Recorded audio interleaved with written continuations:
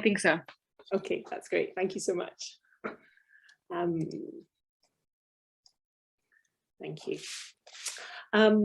Hello, everybody. Welcome to this conversation, the concluding event of Cross Currents. My name is Leslie Young, and I'm director of Bothy Project, and I'm based in Glasgow in Scotland. To start with some housekeeping, we plan for the event to last 75 minutes, so ending in Newfoundland at 2:45 and in the UK at 6:15 p.m.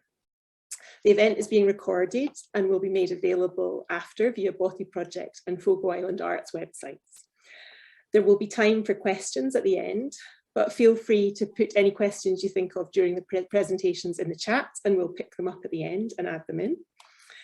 The format of Zoom that we're using means we ask the audience to keep their cameras off and their mics muted until it's time for questions, when it would be really great to hear from you in person. So I hope that's okay with you all. In a moment, Michaela Dixon will introduce Fogo Island Arts, and then we'll hear from the four makers who were on residency at Sweeney's Bothy on the Isle of Eigg and at Fogo Island Arts Newfoundland. They'll be speaking with Katy West, a designer and educator based in Glasgow, who's been discussing their work with them over the autumn and winter, and who I think, you know, together we'll get an insight into a really interesting set of discussions that have kind of come up between everybody.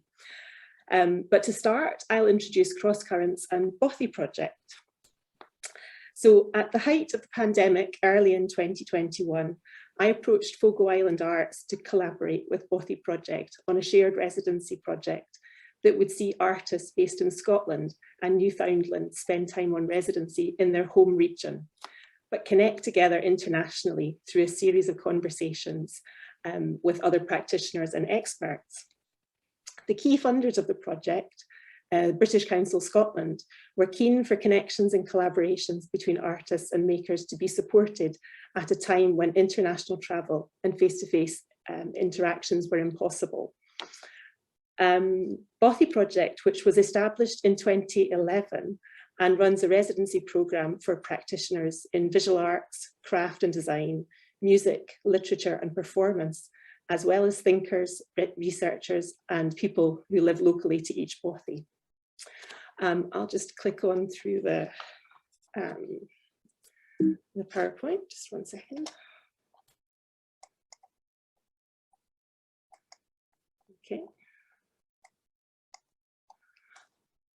So, sorry, this one's started off out of sequence already, but this gives a sense of the two locations where that we're working together on Cross Currents. So Fogo Island in Newfoundland and Eigg, which is in the Inner Hebrides of Scotland. So Bothy Project is, as I said, a residency organisation, and we have two Bothys that are operational for residencies in Scotland. One, they're both set in rural parts of Scotland. In Shrieach, Bothy is in the Cairngorms National Park, and that's the one kind of in the middle of the screen. And Sweeney's Bothy, where the Cross Currents residents visited, is on the island of Eigg, which is on the island on the west coast. The residents, as Bothy Project works, the residents are able to use their residencies to explore creativity, landscape and living simply. But the buildings are designed to suit their locations and are off-grid. So there are limitations to what's possible to do kind of in the context of the Bothys. And it tends to be that our residencies only run for a week. Let me just move to the next slide. So here you can see in Shrieach Bothy, which is in a birch woodland in the Cairngorms National Park.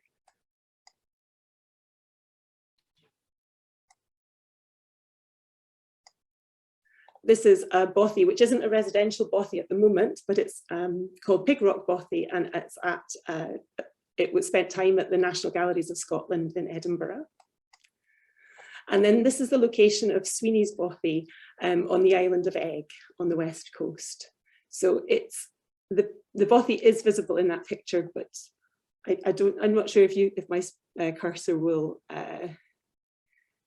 help you find it. It's kind of just down there, kind of on the right hand side of the screen. It looks like this. It was designed in partnership with an artist called Alec Finlay, and it looks, oh, sorry, I'm going too far. It looks over to the island of Rum, which is another one of the adjoining islands in the Small Isles where the Bothy is based.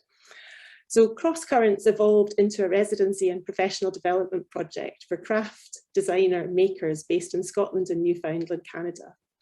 Bothy Project had long admired Fogo Island arts and the work of the Shorefast Foundation, and we proposed that Cross Currents unpacked the historical, artistic and social parallels of both contexts, that the makers would be able to kind of consider these parallels kind of while on residency and in their conversations that followed.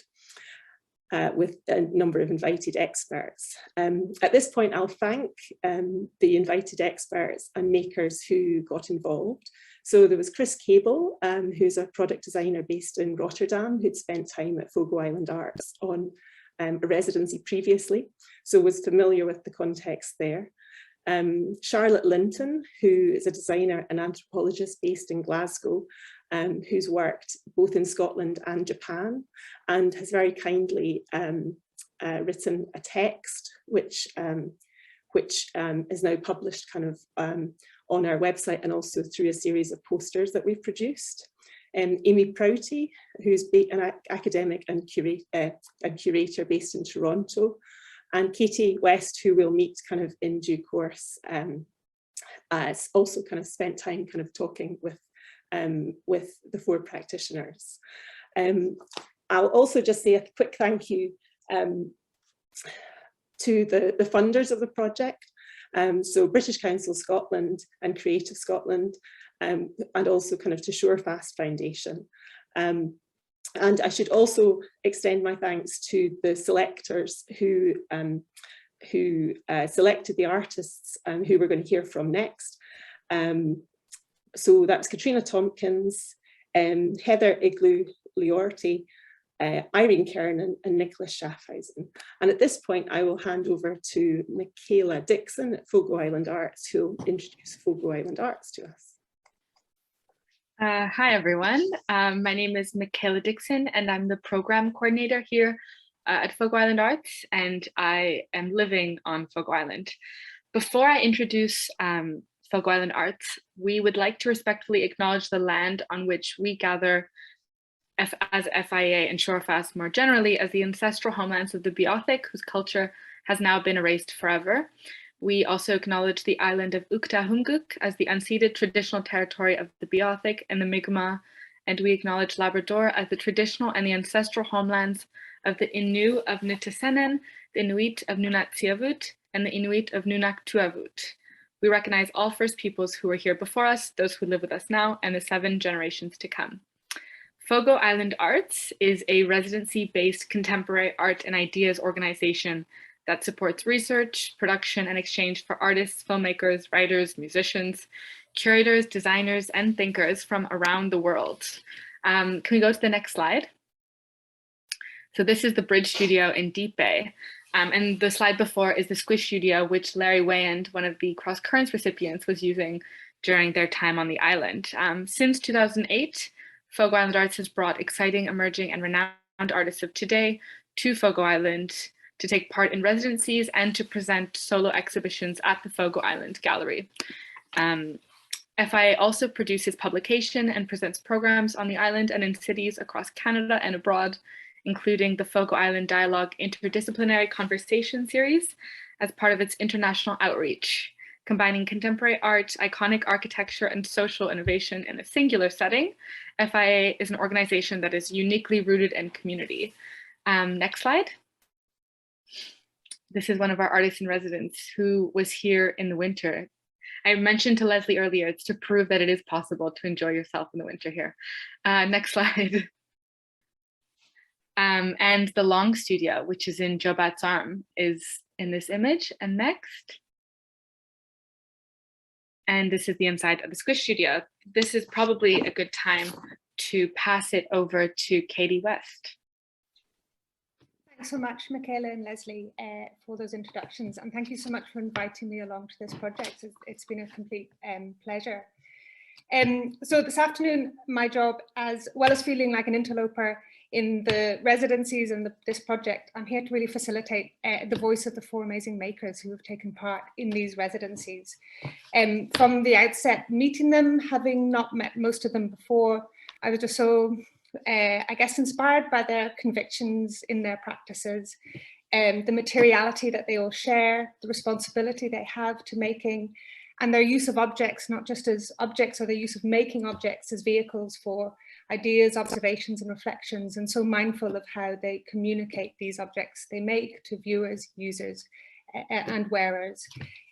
So before we kind of move on to a discussion as such, I'm just going to maybe sort of introduce each maker in turn. I'm going to start with Clare, Robb, and Clare's in Ireland in the depths of Carlow and has slightly dodgy connection, but we're hoping if she speaks at the right speed, it's going to connect with everyone's internet. She's a recent graduate from Glasgow School of Art, which is very local to me here, and now she lives and works on the east coast of Scotland in Angus. She's a jeweller and object maker, and the works she makes are retainers of memory inspired by collecting and gathering small, discrete objects. And everything that Clare makes is very much about how it engages, I guess, with the public, with the user. So Clare, do you want to maybe talk us through a little bit about your practice and what sort of attracted you to this residency program? Hi everyone, I hope you can hear me okay. Yeah, as Katy said, I am a jewellery and object maker.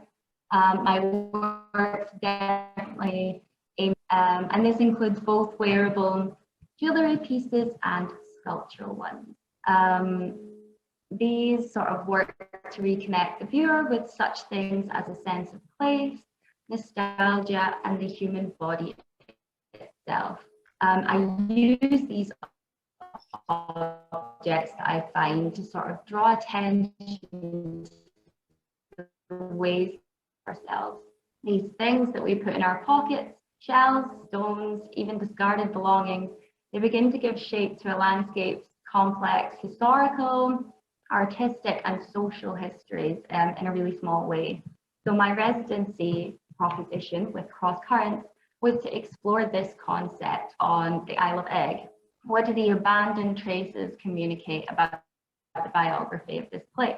I wanted to gather material which I felt reflected the island and my time within it, and also for the other residents, both in Scotland and at Fogo, to join me in collecting objects as well, which communicated their experience. So as we navigate how our experiences were similar, but also how they differed, I feel like we start to explore the factual, perceptive, and social parallels between these two locations. Whether physically being there is really important, or whether we can think about the intricate biographies of these places through these objects. So a bit of context about my work now, with in-person workshops kind of being postponed and a lot of digital weariness during lockdown.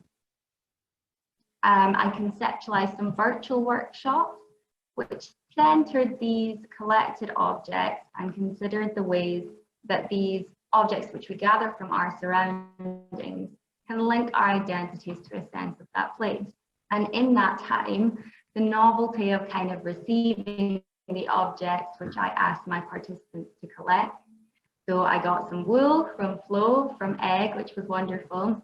And this sort of took me on an idea about the postal service. So since then, I have set out an open call which invites fellow collectors of all kinds to contribute their finds to my project by sending them to me through the post. The objective of this idea is to form an archive of these thoughtful objects, reconstructed or as they are when they're collected, which begins to encapsulate the singularity which can be found in the places we visit and the things we pick up. Thanks so much, Claire. I hope you gathered some of that, just kind of how busy Claire had been, just kind of collecting things from place, but also kind of engaging with the other makers through that process. I think she has some lovely pictures here as well, Leslie, if you could move the slides. Do you want to quickly tell us about this? No problem. So the ones laid out on the bench, these are as they are collected, which was my first week on Eigg, which was, as Katie says, very busy, mainly just collecting things. I kind of just followed my eye, whatever I saw and thought was interesting. And then I like to lay things out like that and look for visual symmetries. And the washing line picture, that was my last day on Eigg. And I pinned these up at the bay just to sort of collect and things which I made in the second week in conjunction with the land, which I can talk about a bit later on. Cool. And there's one last, I'm really curious, I don't think I've ever found out what this image is. Oh, so yeah, this is from my second week where I was seeing these wonderful patterns in the rock, and I was taking rubbings and things, but I wanted something a little bit more permanent that I could take home with me. So this is actually melted pewter, which I tipped onto the rock, and in a happy accident, it flowed downhill, and this white thing that you see standing out is actually the pewter, and it has the texture, and it's a long droplet, which I still have in my studio at home. Great, thanks so much, and thanks so much, Claire. The next maker I'm going to introduce was based on Fogo Island, Nicole Travers, who's a Mi'kmaq woman born and raised in the small hamlet of Little Port, which is in the Gulf of St. Lawrence. She's a self-taught beader, tanner and artist, and she creates functional objects and artworks that respond to her culture and heritage as a Mi'kmaq and First Nation woman from Newfoundland. And I think more recently has been making some really ambitious work as well, sculptural work. So we're going to ask Nicole to tell us a little bit about herself and her practice and her involvement with residency. Thank you, Katie. It's just want to say first and foremost, it's been an honor to be able to be selected to participate with this. And it's a great opportunity for me to be able to expand beyond what I was able to do in my own home. I looked at the opportunity as, I have two small kids, last year, 2 were under 5, and it gave me the opportunity to sit back, have some time to myself, be able to focus 100% on my art and my work and what I want to present for public eye. My work is based on my knowledge and me regaining my knowledge of Mi'kmaq traditions and culture. So you see that in some of my works with the hieroglyphs and the petroglyphs, the traditional double curves. I was introduced to tanning fish skins a couple of years ago, and I absolutely fell in love with the work. I have always been interested in tanning hides and skins and things, but when I wanted to get into it, there were the moose hunting and other types of hunting and trapping were not happening at that time of year. So it was the summertime, and I started down that path, and it's something that really speaks to me. It's about using all of the items, all of the resources that come from the animal and the fish that have given itself to us. It's about honoring the fish and then turning it into beautiful pieces of work. We don't have, some of my work is based on quill work designs, and in Newfoundland we don't have porcupines. And porcupines, well, if you don't have quills, you don't have, if you don't have porcupines, you don't have quills.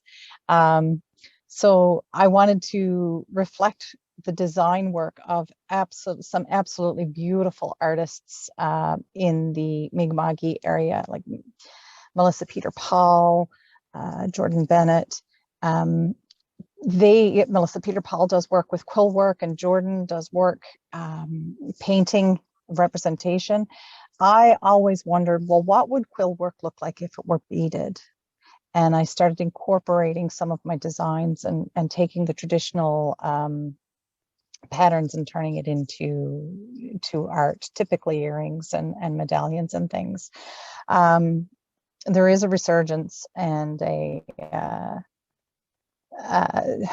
people are wanting to learn how to tan different hides and things, and it's wonderful to be able to know. And for me, it's very important that I knowledge share, and I share the ways in which to do this, and I try as best as I can to keep it as low impact, environmental impact as possible.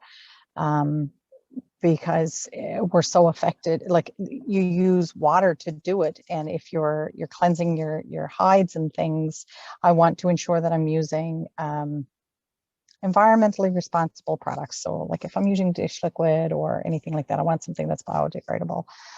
For me, it's very important that I remain connected to the land and on the land, and I draw my inspiration from the earth. Great, and I think there's a picture of some of your work as well on the next slide. Yes, so some of those photos, I think all of them were from my time in Fogo. This is of the open studio, which, we couldn't have chosen a better day, and we had such a beautiful sunset, and it is such a beautiful memory. The previous photo showed some of my work that I had done.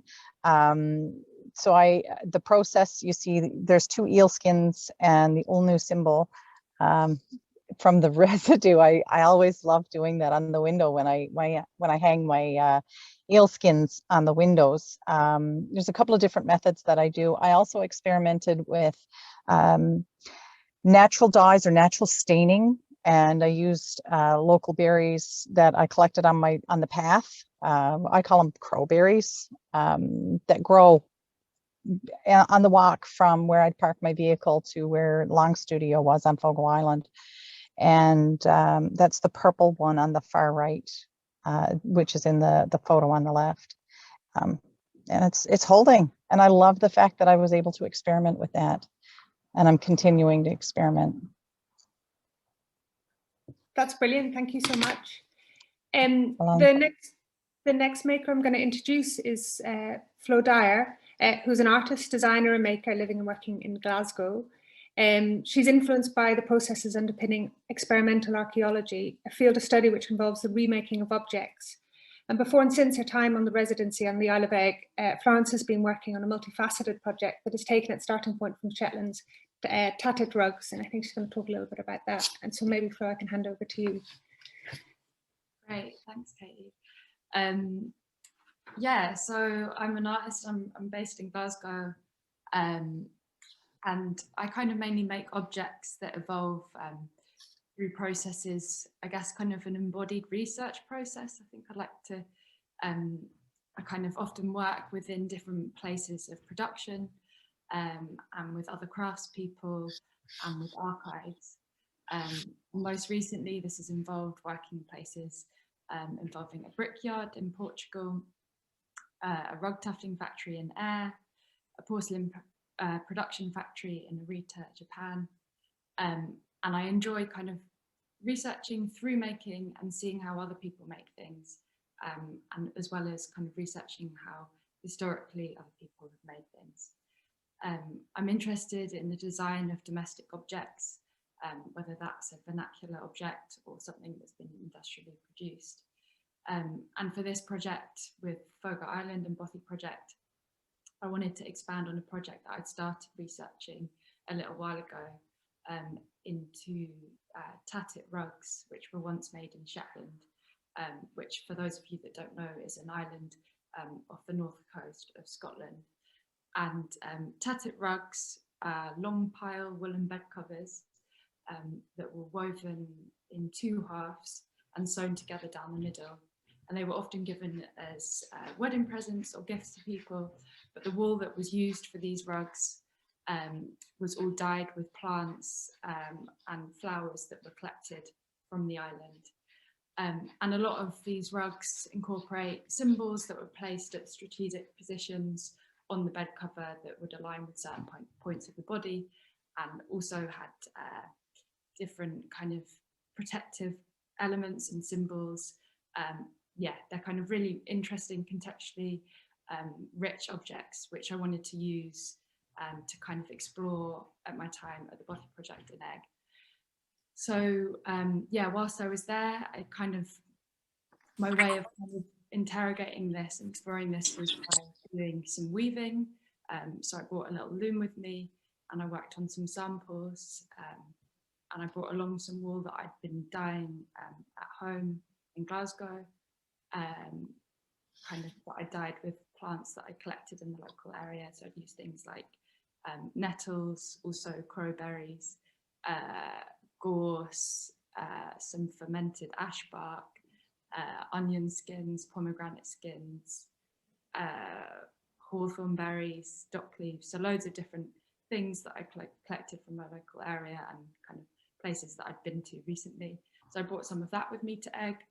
And then I also worked on a series of paintings or kind of designs for carpets, which I've then since been producing in a factory in Ayr. So yeah, it was a really useful, it came at a really useful point to kind of push things to the next stage of that kind of bigger project. Yeah, so here's some of the paintings that I worked on. You can't quite see all of them, but yeah, they kind of reference a lot of the symbols found on tattit rugs, as well as some other things like shaker gift drawings and Rhea carpets as well. So they acknowledge those kind of histories of making, and also the colour palette references those that the palette that I've made through dyeing at home in Glasgow. Brilliant, thanks so much. Oh, and there's Eigg. Yeah, that's the Bothy. So yeah, painting and 2 little looms. That took Brilliant. A lot of me, but yeah.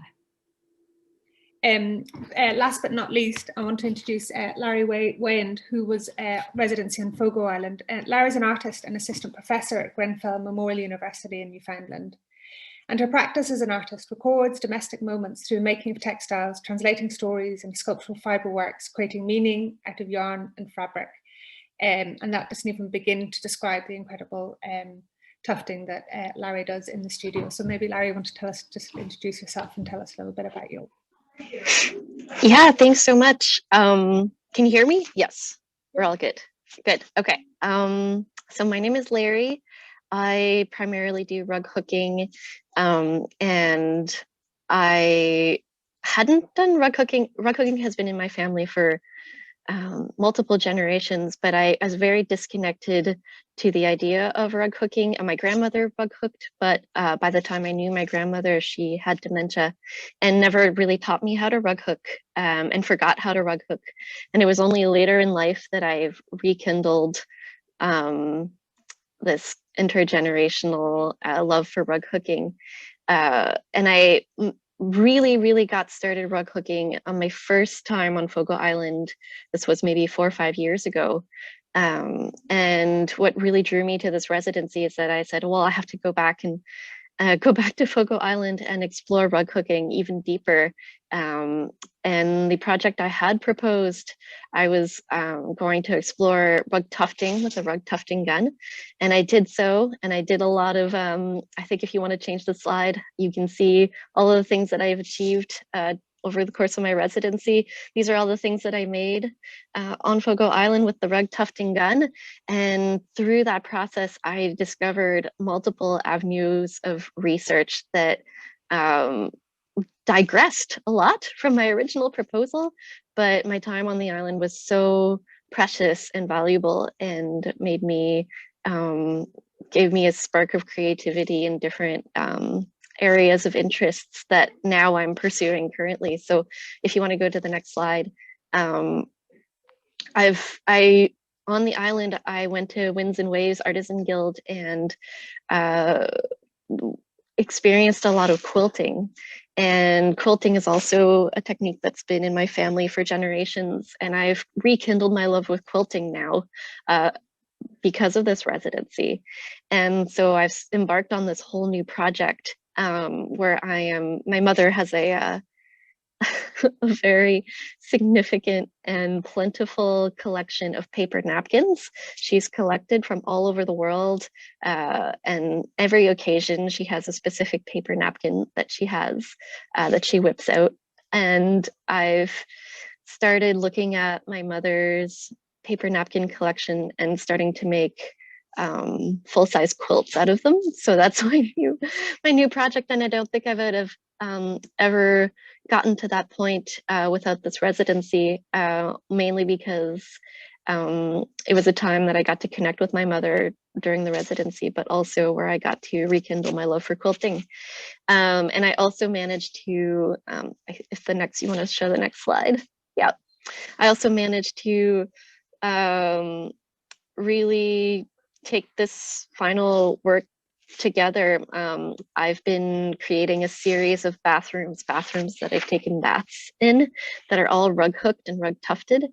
And I kind of finalized that last chapter of my creative process on Fogo Island as well. So it was very, very productive, very fruitful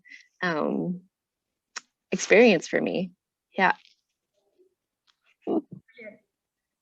And if you pop on to the next slide, Leslie, I should have maybe started by mentioning that the posters we had introducing each maker have come from a series that have been made just to kind of bring together a little bit about the residencies and about the makers and about what they were doing. And they come in these lovely things, and we've got some text on the back. And so I think they are findable, but also in this box we've got a lovely essay by Charlotte Linton, and I think which kind of talks about and connects to a lot of the sort of essences that come out through the work. So I think I'm going to try and reference that a little bit through the questions that I asked today, but we can let you know how you can get hold of these lovely riso printed text posters that I think come together like a little bit of a booklet or a zine or something like that. But maybe the nice thing to do is now to stop sharing the screen, and we've got loads of people.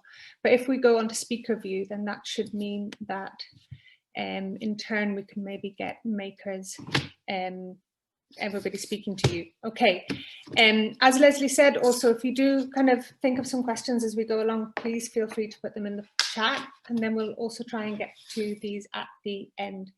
But I thought there was just kind of three areas I'd like to discuss with these guys today. And I suppose the first is that idea of looking at place and sort of reflecting on Charlotte's essay she writes. She talks about the art of noticing. And she also talks about, while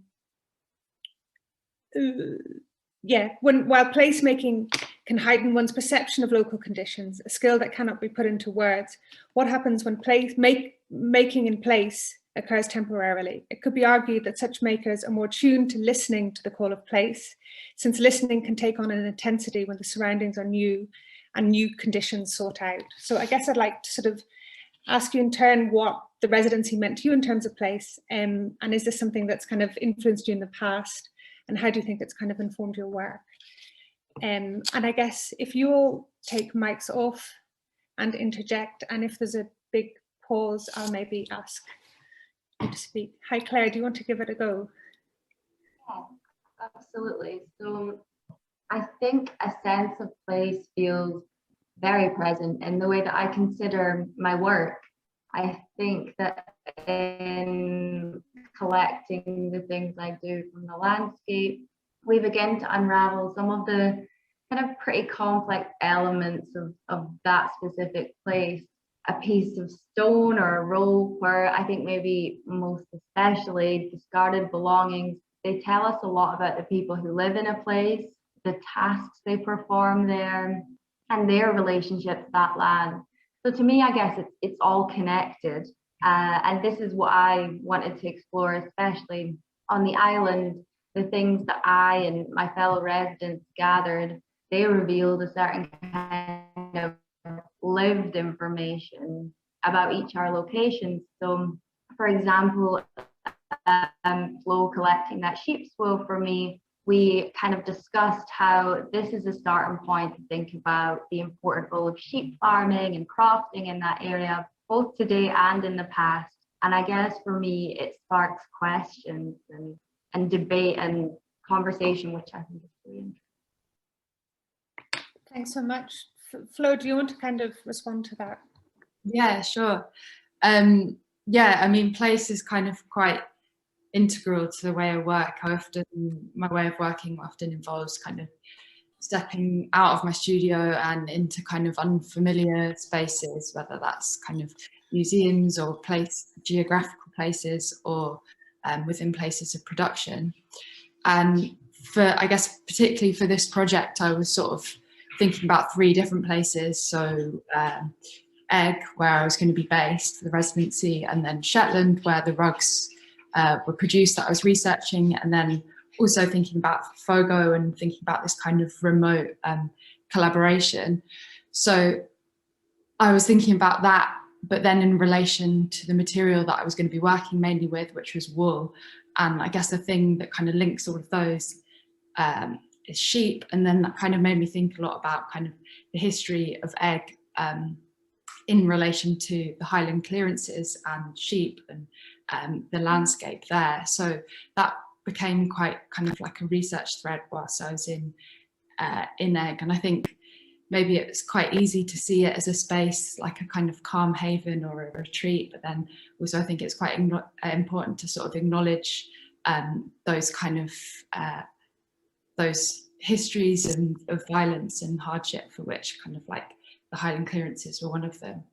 And then how that has affected the land today, and then how I can kind of acknowledge that within my work. So, for example, that history has affected the plants that grow on the land, and is kind of, I thought it'd be interesting to kind of do some dyeing with those plants, which I'm then using in some of my weavings and some of my carpets, which might not necessarily always be visible, but I think it's, yeah, I'm kind of always looking for ways that I can consider the place that I'm working within and how that can be reflected.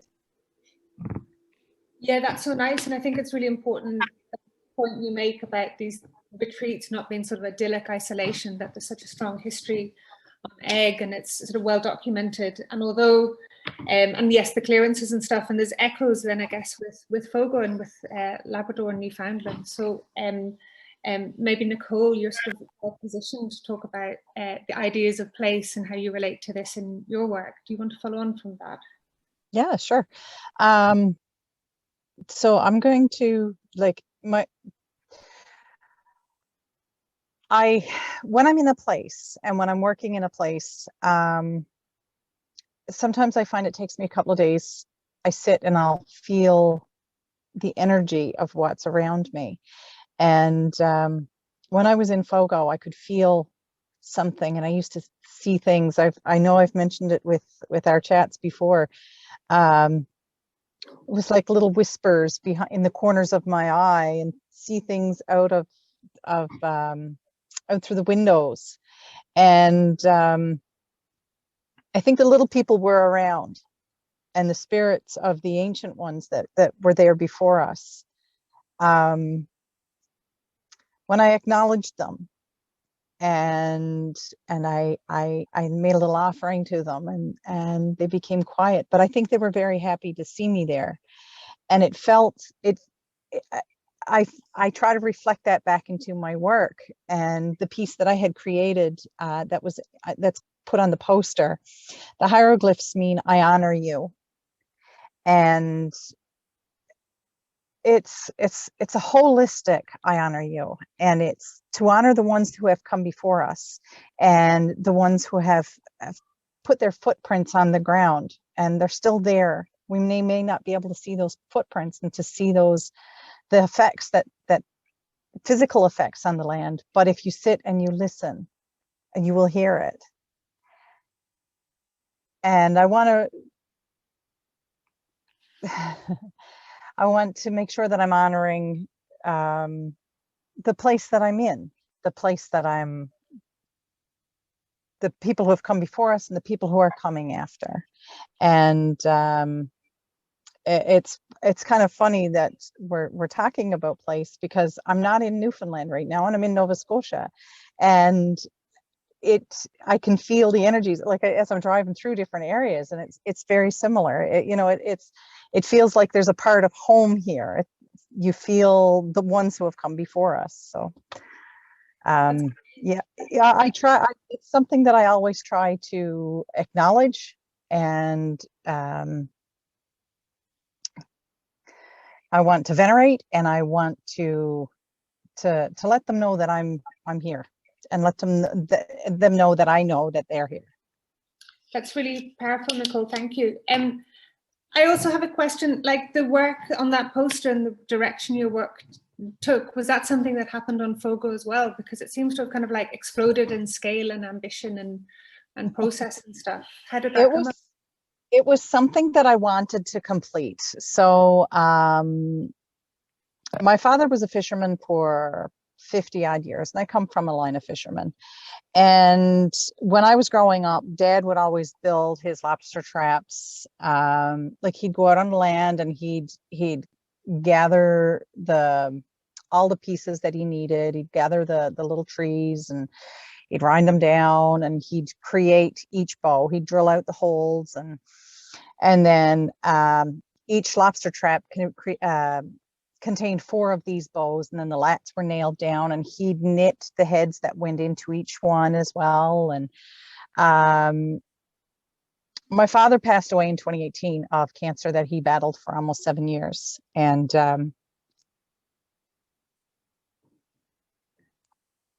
it was, I'm sorry. Okay, that's okay. It's really, I think your piece and honoring you is obviously all communicated in that work you made.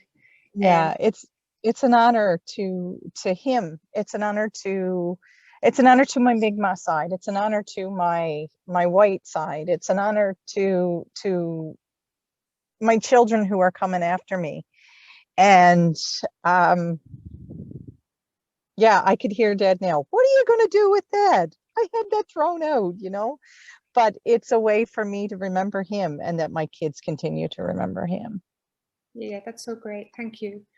Larry, would you like to come in and maybe talk a little bit about, I know we've talked a little bit about Fogo and your work, but also how it kind of connects back to such a kind of like web and network of quilters and tufters, I keep saying, but I know that's the wrong term. So I'll maybe hand over to you. Yeah, absolutely. And I think one of the things that really strikes me about place is the people. And I think this ties into what Nicole was saying. But to me, when I go to a place or when I visit a place, I think the most important thing for me is connection to the people who are there, and really being able to learn from the people who are there, and also just have conversations with them and talk about stories. A lot of the work that I do deals with intergenerational traumas that I revisit and find creative ways or creative solutions to talk about. And I feel that there's a universality in that, and somehow.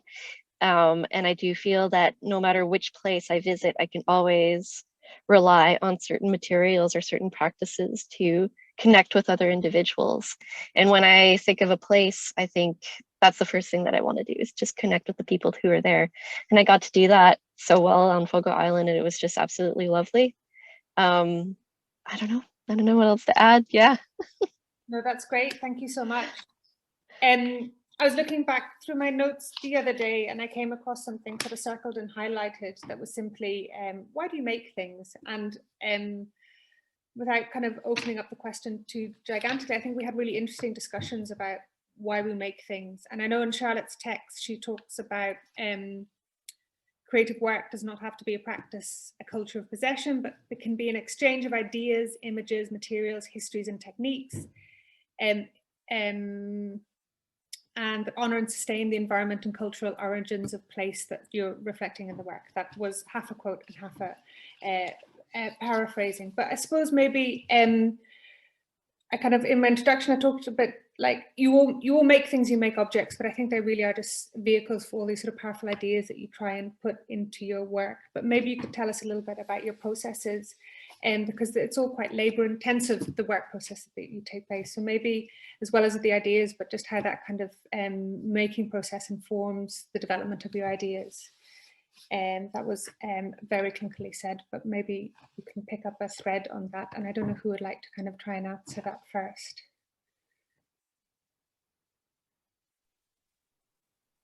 If you don't mind, I can start. Yeah. My process, again, it's going to go back to like, it's a revitalization of traditions that have all but died out in Newfoundland and other areas in across Turtle Island.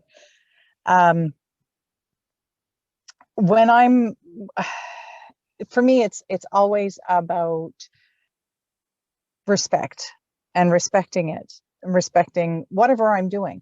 If I'm just strictly beading, at whether or not it's on any type of hide, or I try to, it's like a meditation. I'm praying and I'm if it's a piece for a specific person that I'm creating, then I'm putting prayers and I'm putting good intentions into that for the person who's going to receive it. And I want to see them in a good way, and I want them to be able to receive this piece in a good way. I think that if you're putting bad energies into something, it's going to reflect into your work as well. I did a lot of praying when I was out, a lot of thinking, a lot of meditation, very unconsciously most of the time, when I was in Fogo. And I think it reflects back into some of the work that I've done. So when I get down, a lot of it too is very repetitive. So it's the consistently the stitching, then it's the scraping and the scraping of the hides and washing them and making sure that I put the remnants of the hides back into the ocean where the little animals can get back at it and eat it. And, when you're into softening, once the pieces have been dried or tanned, it's hard on the hands, it's hard on the arms. Katarina was very kind with the woodworking or the wood shop group in Fogo Island. They created a softening device for me, and it works wonders. But again, it's repetitive, and it's the oils in your hands and the smells. And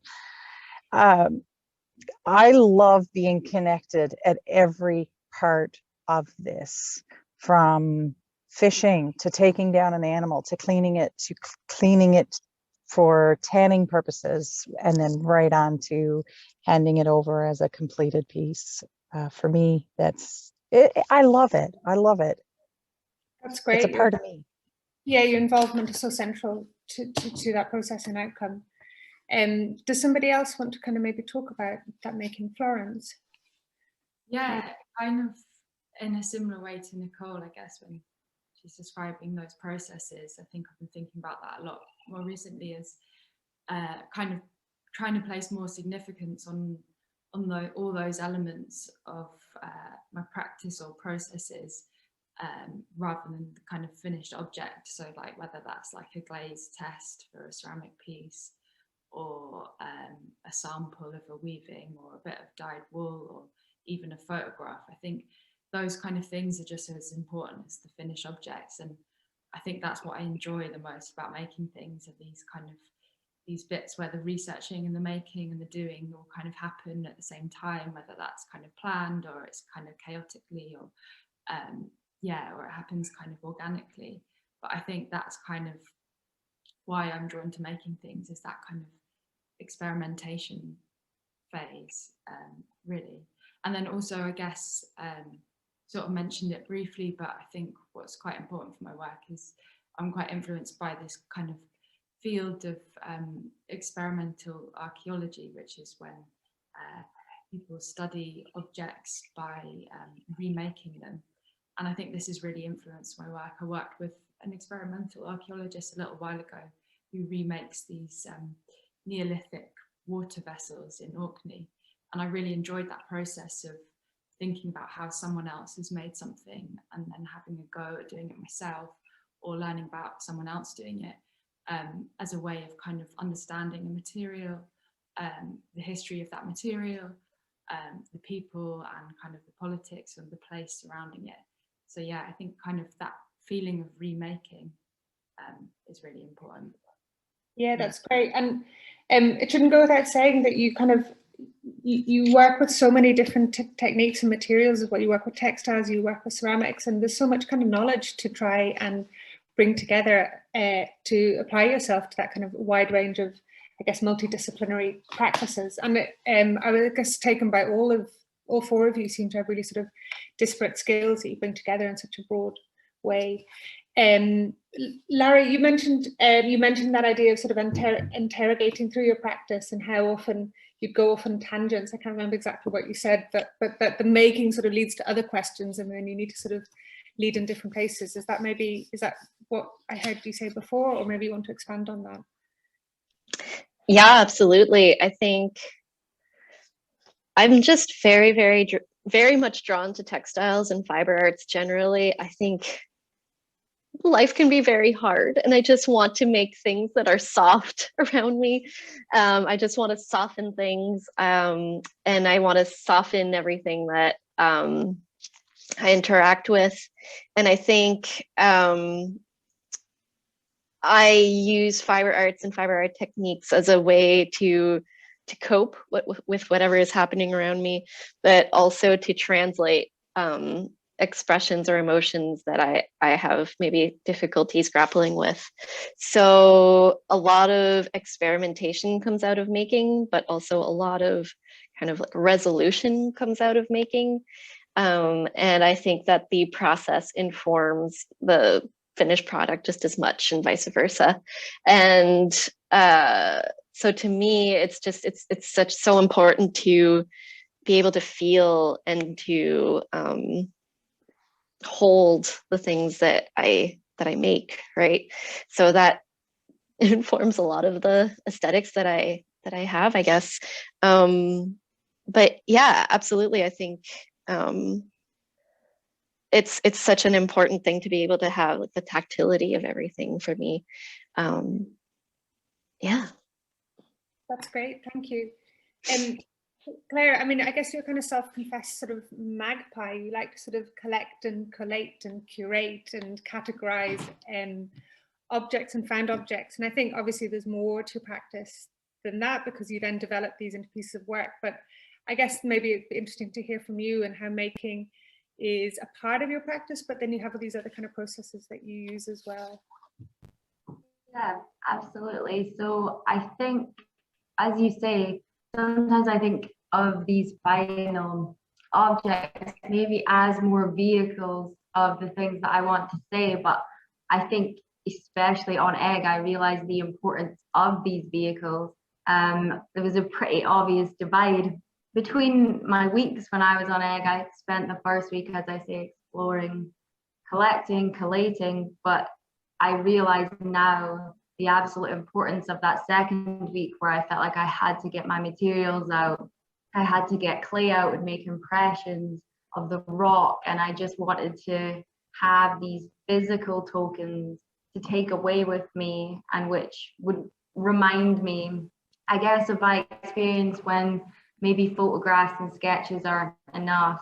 And I think sometimes I don't realize the importance of the physicality of these objects. I mean, I think the timing wise for me as well, when I went on this residency, I was pretty fresh from having graduated.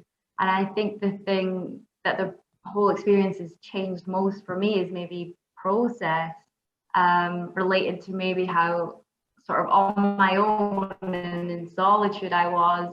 I had a lot of time to get into rhythms and grooves and figure out different ways of working. And I think that absolutely influences my practice now. I work in a lot of ways which I got into and explored further while I was away, and it kind of tells you a lot about how you work as an artist. That's great, thank you so much.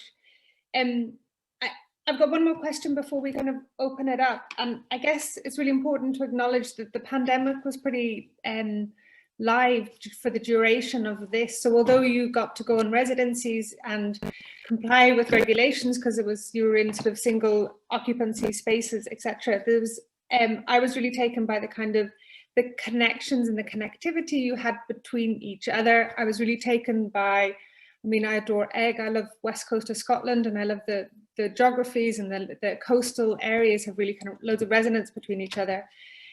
So I'm just going to read one of these a quote from Charlotte's text, and then maybe give you a question. And Charlotte sort of finishes her beautiful text that she titles "Listening for the Call of Place."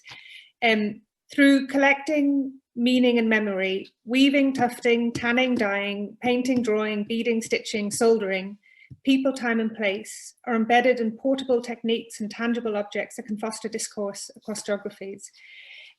So maybe I just wanted to ask you a little bit about how you managed to develop these relationships so far away, and maybe how the pandemic contributed to this and your experiences on the residency. Anyone like?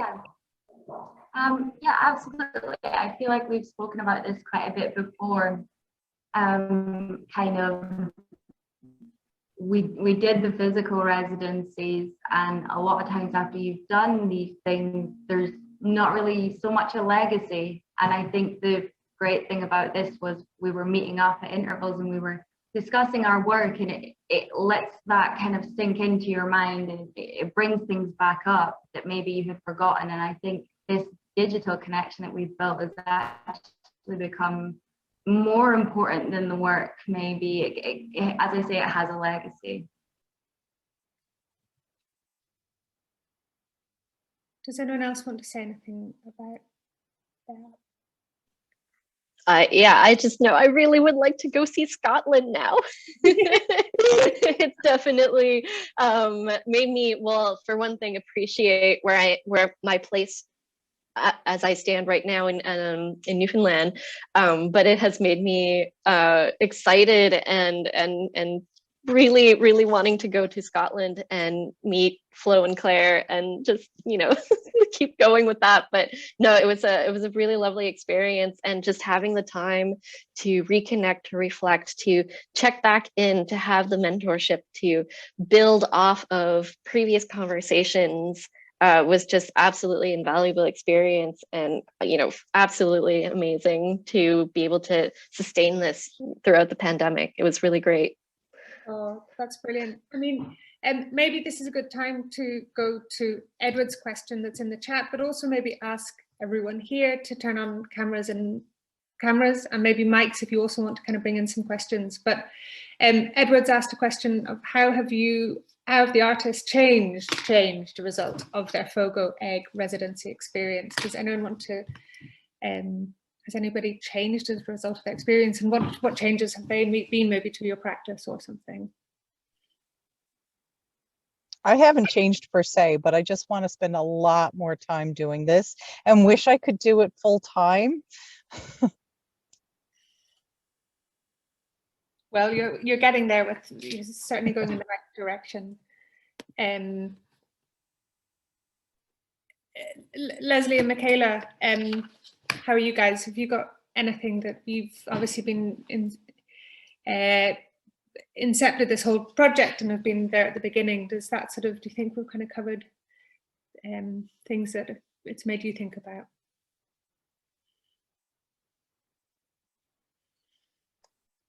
Michaela, you look like you're primed. Oh, no, I'm just going to wait. I'm going to let you go first. I'll let you go first.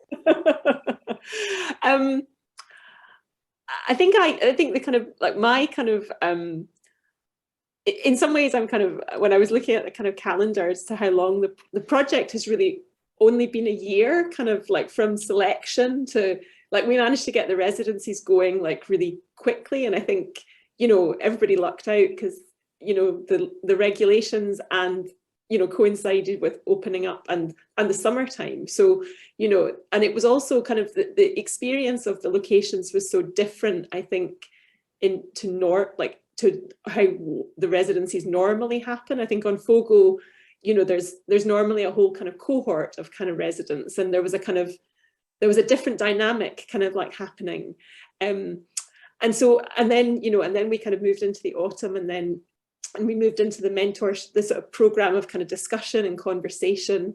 And that just, you know, I'm sort of somehow kind of amazed that it's only been a year that we've kind of been in discussion, but also that it feels so kind of like full and expanded and kind of, and, you know, and the idea of you guys kind of coming to Scotland would be, you know, kind of like in a heartbeat, you know, kind of, there's kind of, it would be lovely to have you, but equally kind of going the other way, because I think we also all know the kind of what comes from, like, you know, a kind of the proximity of kind of being in kind of connection with people in a face-to-face kind of context. But I think also we've actually learned that, you know, from the kind of extreme kind of situation that we were all kind of dealing with, that some, you know, it's been said many times that this kind of works, you know, there's kind of, you know, there's good things can come from these kind of parameters, like, and kind of restrictions. So I'm somehow amazed that it's only been a year that we've kind of been sort of operating together. I'm very pleased that, you know, we've managed to kind of, you know, have a kind of schedule that's kind of not been too broken. Michaela? Yeah, it's been interesting how it's sort of molded the physical and the digital in a way that I think has actually been quite successful. And over a period of time that's been really enjoyable. I think for context, especially here on Fogo Island, Larry and Nicole were among really the first residents since the pandemic, right? We had Emily Pittman as well, but Nicole and Larry were like it's the first group of people we've had since the pandemic. So it was quite interesting from a community perspective as well, because Nicole's open studio and Larry's artist talk were amongst like the first events that we've had, you know, and we're negotiating all these different restrictions and also, you know, the different sort of comfort levels of people with respect to being and sharing space, which is really interesting. But like Nicole mentioned, we had such an incredible, warm, you know, evening in the Long Studio with a really lovely crowd. And, you know, with these events, we're never really sure, you know, who we'll get, but it was really incredible to see over, you know, the period of 3 weeks, how interested people are in their comfort levels to coming into the studios and speaking with the artists. And I really see it as sort of like the beginning of the ball rolling to where the program is now, in terms of just so many people have come through our doors, which we didn't, you know, necessarily expect, because it's an evolving situation. So to start here and be able to start, I guess, with this residency, to see how it sort of continued through the program is actually quite interesting. Like, I guess a bit more globally. Yeah, and I mean, Nicole and Larry also are familiar with Newfoundland in a way that not all the artists who arrive here are familiar, I would say. So they were amongst like the easiest and the kind, you know, people to deal with. Not that other people are not, you know, easy to deal with, but I think it was a really amazing time for all of us here to, and I guess one of the other things that's kind of distinct is there was an overlap between Nicole and Larry's residency, because obviously for Clare and Florence that wouldn't have been possible because there's one building, and the way our program is set up is just a bit different. But it was a really lovely moment this summer of 2021.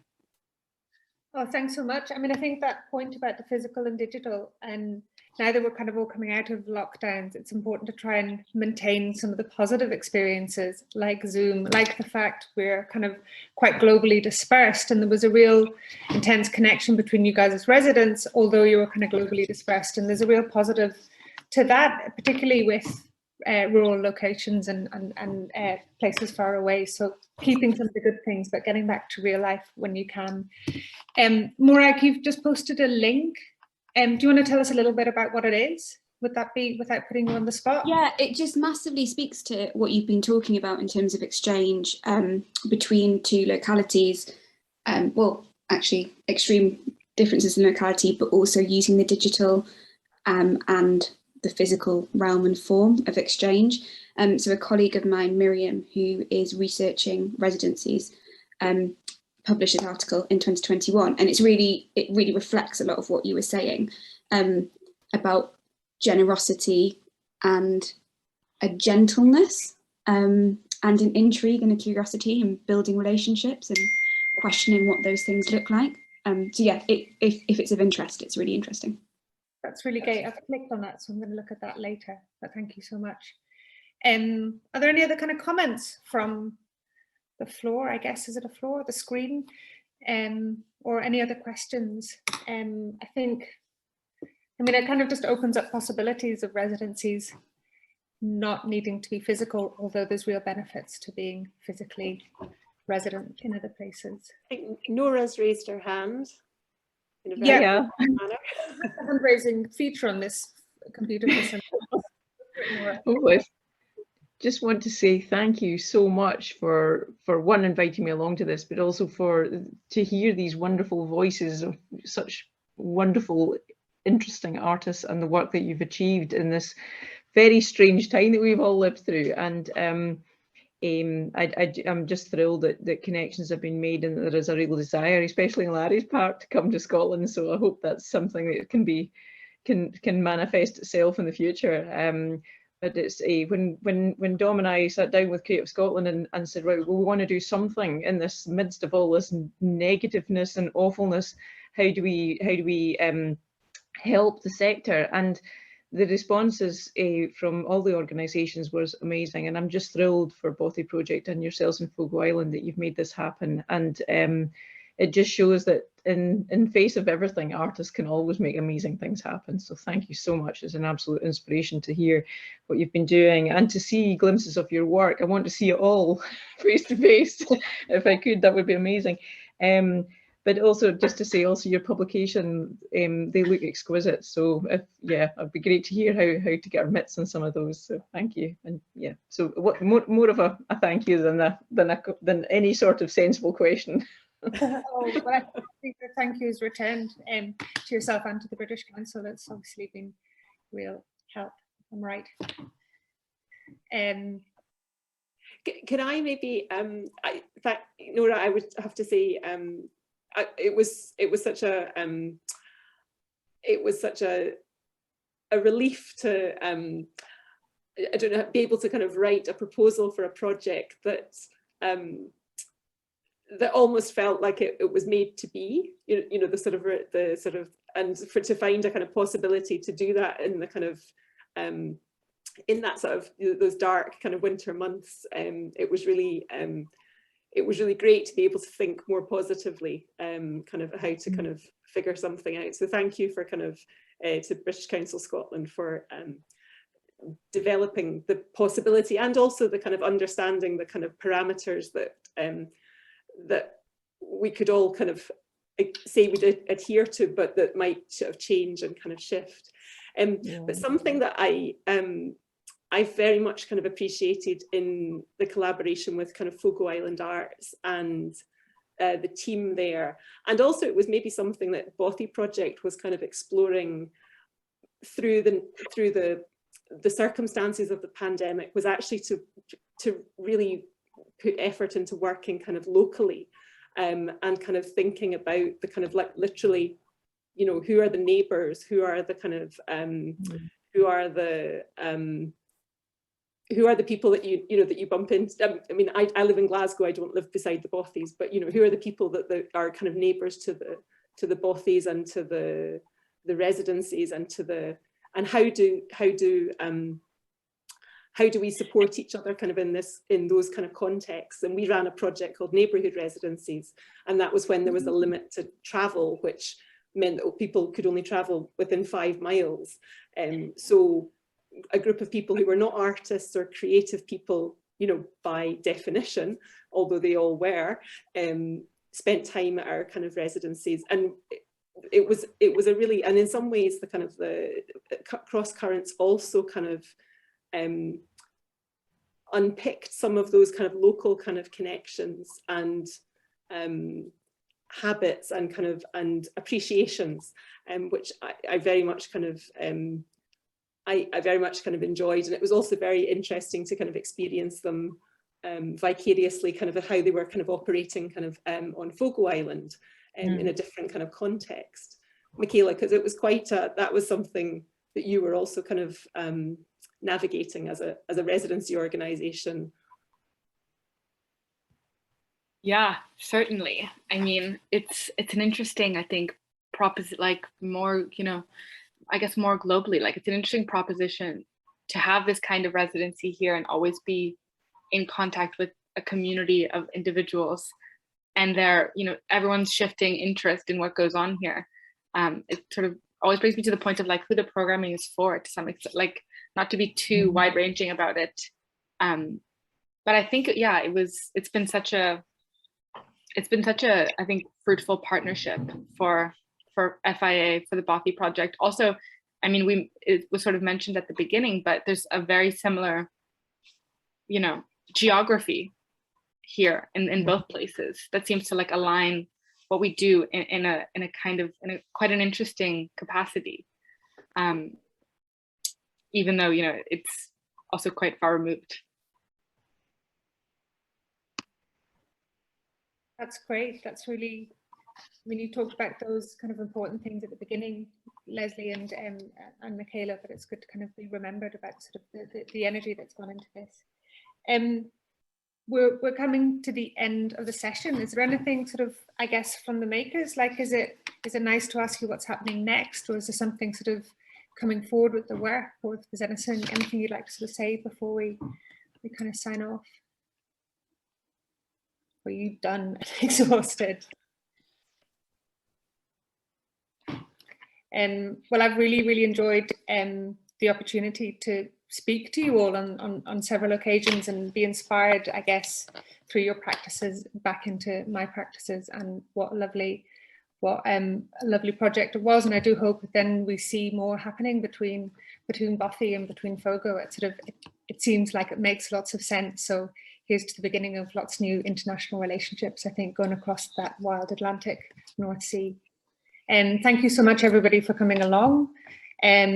It's been a pleasure, and I think we're recording this so you can obviously click back and relive the whole experience. And before we go, I think Leslie's going to show you how you can get hold of these exciting.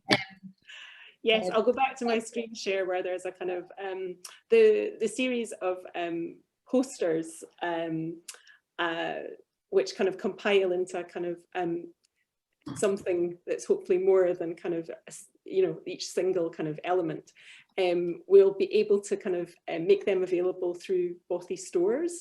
So if I go back to my screen share, hopefully that works okay. And so the Bothy stores is the part of Bothy Project where we have a kind of shop facility. So it would just be to, the only cost involved would be just a small contribution towards the postage, but they can go anywhere in the world. With that kind of noted, I'd also just like to say thank you so much to Clare and Flo and Nicole and Larry. It's been a real kind of pleasure kind of spending time with you kind of digitally, and I'm so pleased that you've kind of had a productive and enjoyable kind of experience kind of on the project. That's very heartening to hear. Yes, thank you so much. And thank you, Leslie, for all of your work on this. Well, no, I mean, you know, it was wonderful to be able to phone Fogo Island Arts and, you know, see if you fancied getting involved. So thank you to you all for saying yes. And thank you to everyone again for attending. It's amazing to see everyone. And finally to Katy, who's kind of who's been the linchpin this afternoon. So thank you so much. Everyone have a lovely evening, and if you're in Glasgow, you should get out and enjoy that hot sunshine, which is so welcomed. All right. That's great. Should we stop recording? Yes. All right. Okay, thank you, everybody. Bye-bye. Bye. Bye, thank you.